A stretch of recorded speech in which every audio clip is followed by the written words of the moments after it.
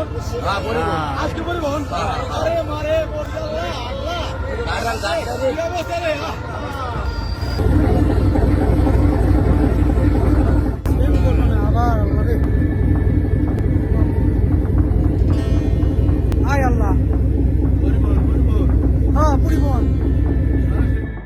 রূপালী পর্দার হিরোরা যখন ক্যামেরার সামনের রঙিন দুনিয়া ছেড়ে বাস্তব জীবনের হিরো হয়ে রাজপথে নেমে আসেন, তখন ক্ষমতার মসনদে বসা বাঘা বাঘা নেতাদেরও যে রাতের ঘুম হারাম হয়ে যায়, আজ পুরো বাংলাদেশ যেন তারই এক জ্বলন্ত এবং ঐতিহাসিক প্রমাণ দেখতে পেল।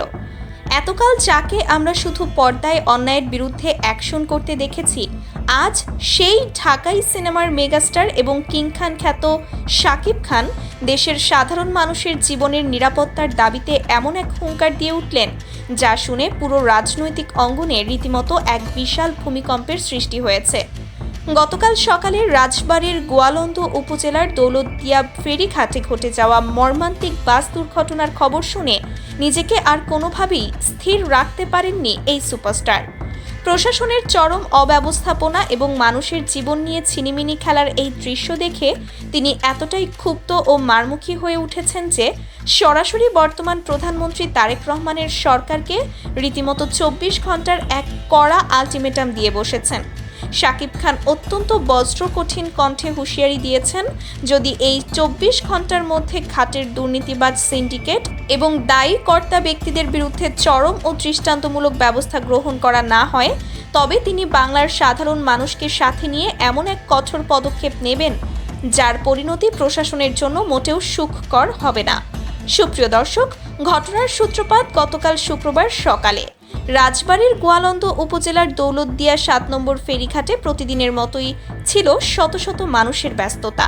কুষ্টিয়া থেকে ছেড়ে আসা ঢাকাগামী এসবি সুপার ডিলাক্স পরিবহনের একটি বাস সকাল 9:30টার দিকে ফেরিতে ওঠার জন্য পন্টুনে অপেক্ষমান ছিল, কিন্তু চালকের অসতর্কতা বা ঘাটের চরম অব্যবস্থাপনার কারণে চোখের পলকে বিশাল আকৃতির ওই বাসটি নিয়ন্ত্রণ হারিয়ে সরাসরি পদ্মা নদীর ভয়াল বুকে আছড়ে পড়ে। নদীর উত্তাল স্রোতে বাসটি যখন তলিয়ে যাচ্ছিল, তখন ঘাটে দাঁড়িয়ে থাকা হাজার হাজার মানুষের মধ্যে এক চরম আতঙ্ক এবং হাহাকারের সৃষ্টি হয়। চারদিকের চিৎকারে আকাশ বাতাস যেন ভারী হয়ে ওঠে। তবে গতকালকের এই ঘটনায় হয়তো সৃষ্টিকর্তার অশেষ রহমত ছিল বলে বড় কোনো প্রাণহানি ঘটেনি। সরকারি নির্দেশনার অংশ হিসেবে ফেরিতে ওঠার আগেই বাসের সব যাত্রীকে নামিয়ে দেওয়া হয়েছিল। বাসটি নদীতে পড়ার সময় চালক ও তার সহকারী ভেতরে থাকলেও তারা জীবনের ঝুঁকি নিয়ে শেষ মুহূর্তে জানালা দিয়ে লাফিয়ে বেরিয়ে আসতে সক্ষম হন। পরে উদ্ধারকারী জাহাজ হামজা প্রায় 2.5 ঘন্টার শ্বাসরুদ্ধকর চেষ্টার পর দুপুর 12টার দিকে বাসটিকে নদী থেকে টেনে তুলতে সক্ষম হয়। রাজবাড়ীর জেলা প্রশাসন থেকে বরাবরের মতোই তড়িঘড়ি করে একটি তদন্ত কমিটি গঠন করে 5 কর্মদিবসের মধ্যে রিপোর্ট জমা দিতে বলা হয়েছে। আপাত দৃষ্টিতে প্রাণহানি না ঘটায় এটিকে একটি সাধারণ দুর্ঘটনা মনে হতে পারে, কিন্তু এই ঘটনার একদম গভীরে লুকিয়ে আছে মানুষের জীবন নিয়ে জুয়া খেলার এক ভয়ঙ্কর লাইসেন্স এবং এক অসাধু সিন্ডিকেটের কালো থাবা। দিনের পর দিন এই ঘাটটি পরিণত হয়েছে চাঁদাবাজি আর দুর্নীতির এক বিশাল অভয়ারণ্যে।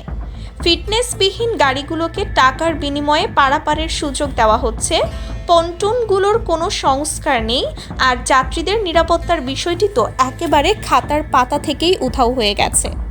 আপনাদের হয়তো স্মরণ আছে, গত 25 মার্চ ঠিক একই দৌলতদিয়া ঘাটের 3 নম্বর পন্টুনে সৌহার্দ্য পরিবহনের আরেকটি বাস ঠিক একইভাবে নদীতে পড়ে গিয়েছিল, আর সেই ভয়ঙ্কর কাল রাতে সলিল সমাধি হয়েছিল 26 জন নিরীহ যাত্রীর।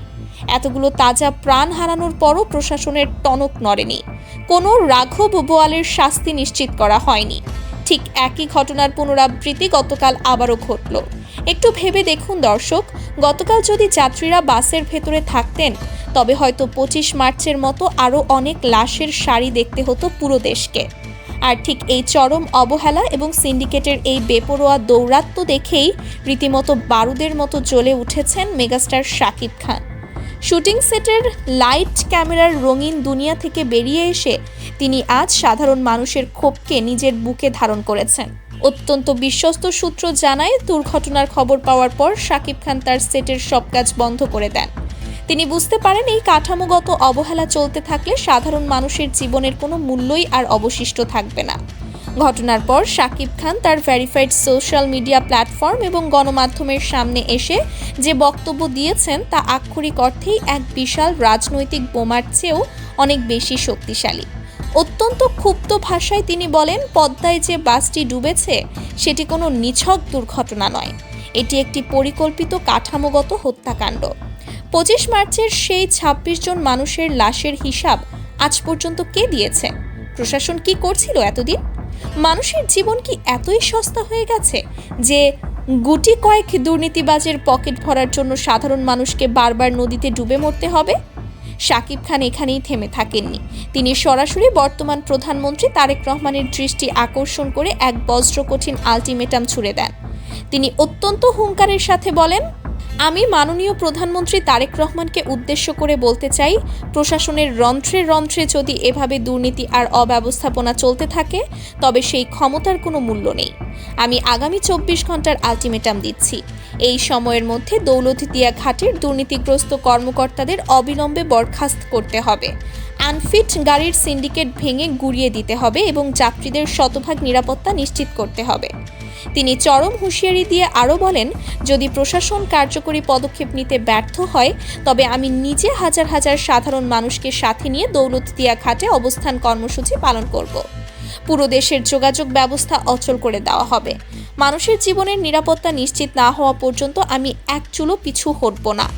পরিস্থিতি যদি নিয়ন্ত্রণের বাইরে চলে যায় তবে তার সম্পূর্ণ দায়ভার এই সরকারকেই নিতে হবে। দর্শক, একজন মেগাস্টারের মুখ থেকে এমন রাজনৈতিকভাবে উত্তপ্ত এবং সরাসরি আলটিমেটাম আসার পর পুরো দেশ জুড়ে রীতিমতো ঝড় বয়ে যাচ্ছে। সাধারণ মানুষ, ছাত্র সমাজ এবং নেটিজেনরা আজ শাকিব খানকে তাদের একমাত্র ভরসার জায়গা হিসেবে দেখছেন। সোশ্যাল মিডিয়ায় এখন একটাই ঝড়, we stand with Shakib Khan, save our lives.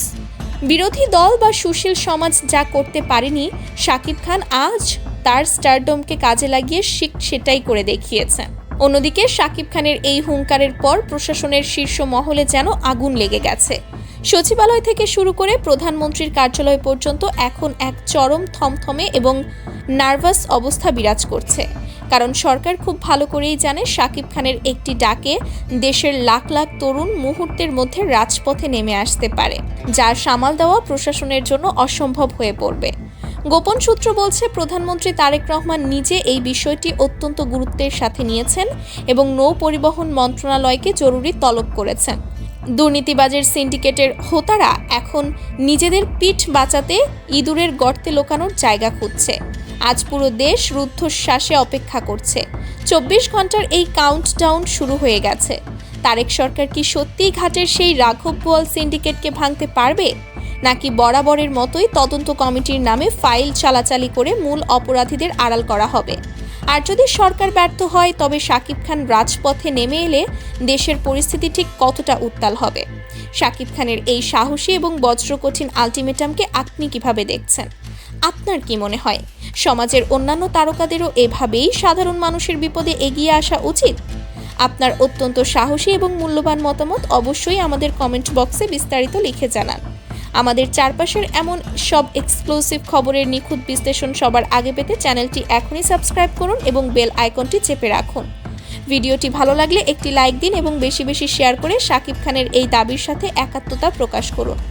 আজ এ পর্যন্তই। ভালো থাকবেন, অন্যায়ের বিরুদ্ধে গর্জে উঠতে শিখবেন। আল্লাহ হাফেজ।